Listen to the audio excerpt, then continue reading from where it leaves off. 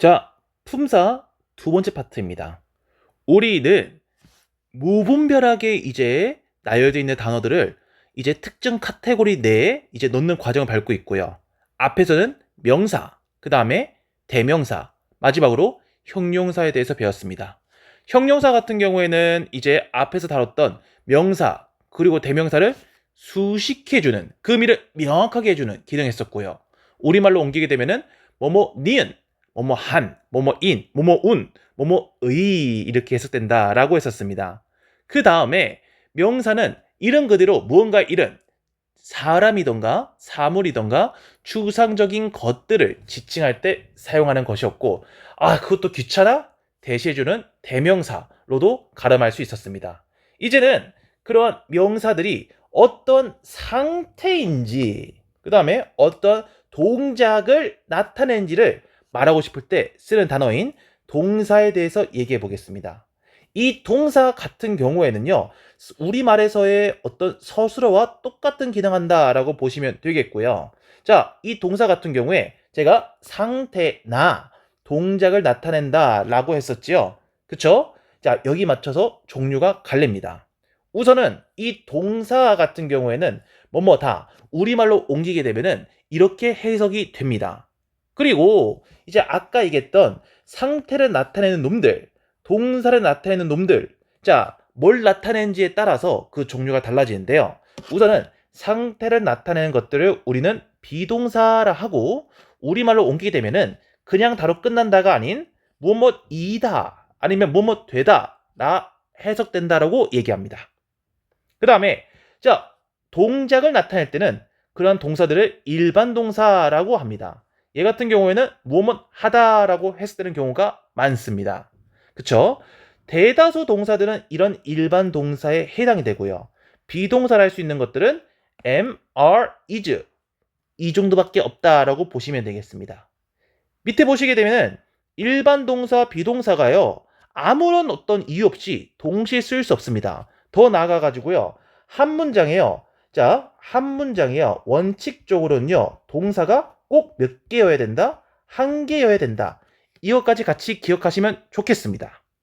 그 다음에 동사를 이렇게 동작을 나타내는 일반 동사, 상태를 나타내는 비동사가 있다고 정리했었는데, 이것만으로는 부족하거든요.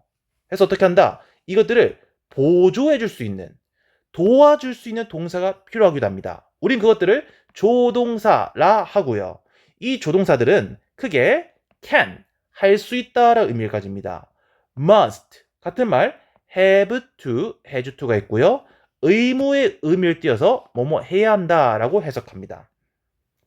그 다음에 should와 may. 자, 우선 should는 뭐뭐 해야 한다. 똑같은 의미지만 약간 뉘앙스가 다릅니다. 그 다음에 may 같은 경우에는 뭐뭐 일지 모른다 아니면 뭐뭐 해도 된다 이런 의미를 가집니다. 그 밖에도 미래를 나타내주는 will, 자, 문법적인 의미의 이제 do, have, be와 같은 조동사도 같이 있습니다만은 우선은 이 네 개만 기억하셔도 충분합니다. 이런 조동사가 나오게 될 때는요, 동사는 그 뒤에 위치하고요, 원형의 꼴로 와야 됩니다. 당연한 거잖아요. 도와주러 왔는데 뭐 거추장스럽게 to를 앞에 달고 있다던가 아니면은 ing를 달고 있다던가 하게 되면 보기가 안 좋겠죠. 조동사 뒤에는 동사 원형이 나와야 됩니다. 그래서 자, I 라고 하는 주어가 나왔고, 이것을 하다라는 표현이 나왔다 했었을 때 그 동사 앞에 can이 오게 되면은 I can do it. 나는 이것을 할 수 있다. 능력을 나타내게 되고요. 그 다음에 I should do it. 나는 그거를 해야만 해. 당위의 의무를 나타내고요. I must do it. 나는 그걸 똑같이 해야만 해. 자, 의무의 의미를 나타낼 수 있는 겁니다. 뭐를 곁들여 주니까? 이런 조동사를 곁들여 주니까 이제 여기서 얘기했던 능력이든 의무든 당이든 추측이든 가능의 의미가 덧대어질 수 있는 거고, 그 뒤에 오는 동사는요, 원형의 꼴로 온다는 걸 볼 수가 있겠지요. 자, 근데 우리가 살면서 나는 달렸어. 나는 이제 먹었어. 라고 이렇게 슴슴하게 말하지 않죠. 우리 학생이니까 편하게 얘기해 봅시다. 나는 졸라 달렸어. 나는 진짜 많이 먹었어. 이런 것처럼요. 어떤 동작이든 아니면 어떤 상태에 대해서요. 그 의미를 조금 더 풍부하게 혹은 강조하고 싶을 때가 있을 겁니다. 영어라고 다를까요? 영어도 마찬가지예요. 영어 같은 경우에도 이런 동사의 의미를요. 강조해주고 싶을 때가 있습니다. 자, 아래로 내릴게요. 그런 강조해주는 기능을 가진 품사, 바로 부사고요. 우리말로 옮기게 되면은 뭐뭐히, 뭐뭐하게 이렇게 해석이 됩니다. 설명 같이 볼게요. 명사를 꾸며주는 형용사. 자, 여기까지는 그쵸? 우리가 많이 봤던 거죠. 그 다음에 명사의 상태나 동작을 설명해주는 동사. 이것도 방금 위에서 다뤘던 겁니다. 이런 형용사, 이런 동사를요, 꾸며 아니면은 강조해주는 기능 가진 게 이 부사라 할 수 있는 거지요. 뭐 이거 말고도 부사는요, 또 다른 부사나 문장 전체를 꾸며줄 수가 있습니다. 이를테면은 나중에 연애할 때 잘 써먹으셔야 됩니다. I love you. 난 너를 사랑해. 라고 말하게 되면요. 그 관계에 굉장히 이제 큰 난관이 올 수 있습니다. 어떻게 말해야 돼요? 어마무시하게 사랑해. 라고 말해야 되지 않겠습니까? 그래서 이때는 부사를 할 수 있는 very much를 넣어주게 되면 정말 정말로 사랑해. 의미가 강조될 수 있는 거지요. 자, 그 다음입니다. 자, 이제는 앞서 다뤘던 이런 명사가요, 여러 개 있습니다. 그것들의 관계를 말하고 싶어요. 시간적인 관계든 공간적인 관계든 혹은 그 외적인 거를 말하고 싶어요. 그때 쓰는 걸 우리 뭐라 한다? 전치사라고 합니다. 자, 밑에 제가 가볍게 어떤 이제 그런 설명을 하는데요. 전치사가 명사 사이에 와가지고요. 그쵸? 앞서 얘기했듯 시간적인 관계가 어떻게 되는지 공간적인 관계가 어떻게 되는지 설명해 줍니다. 재밌는 게 이름만 보시게 되면요. 이 전자는요. 저 한자 못하는데 한자 적어놨어요. 앞전자고요. 이 치는요. 위치시키다 할 때 그 치입니다.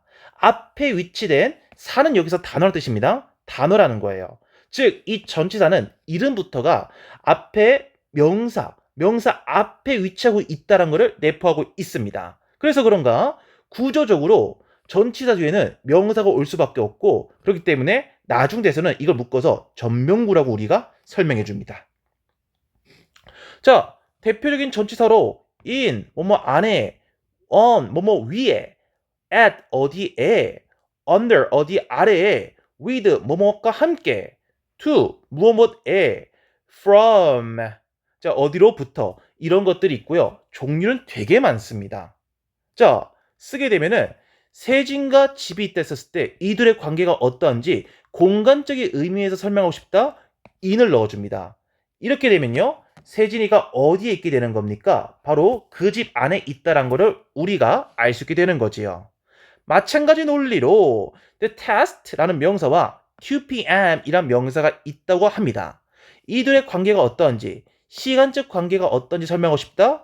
전치사 at을 넣어주는 겁니다. 그러면은 2시에 그 시험이 있구나라는 걸 우리가 알 수 있게 되는 겁니다.